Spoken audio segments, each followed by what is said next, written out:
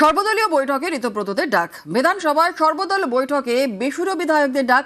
মমতা তৃণমূলের বিধায়করা বৈঠকে ডাক পেলেন না। বেসুরো রায় কি তাহলে আসল তৃণমূল? বেসুরোদের আসল তৃণমূলের তকমা দিতেই বৈঠকে ডাক। বৃহস্পতিবার বাজেট অধিবেশন শুরুর আগে সর্বদল বৈঠক।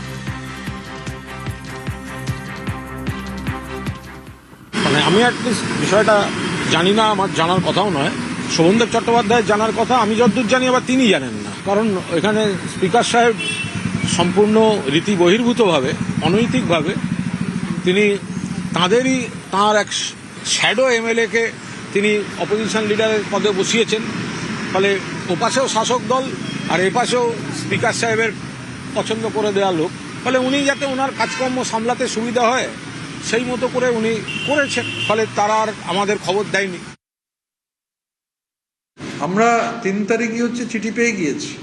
নিয়ম নীতি মেনে আমরা আমাদের যারা সমর্থন জানিয়েছিলেন তারা ফিজিক্যালি হাজির হয়েছিলেন প্রায় 98%। তারপরেও অনেকে সমর্থন জানিয়েছেন তারা ব্যক্তিগতভাবে এসে তারা চিঠি আলাদা করে জমা দিয়েছেন ফিজিক্যালি দেখা করে। এরপরেও যারা চিঠি দেবেন তারা ফিজিক্যালি দেখা করে আসবেন। আর আমি তো একটা কথা আগেও বলেছি, যদি প্রয়োজন হয়, আমার তো মনে হয় দুধ কা দুধ পানি কা পানি হয়ে যাবে, ফ্লোরে টেস্ট হয়ে যাক। এখন তৃণমূল কংগ্রেসের পরিষদীয় দল, আমরা তার সঙ্গে সিম্বলিক, এই প্রশ্নের কোনো সারবত্তা নেই।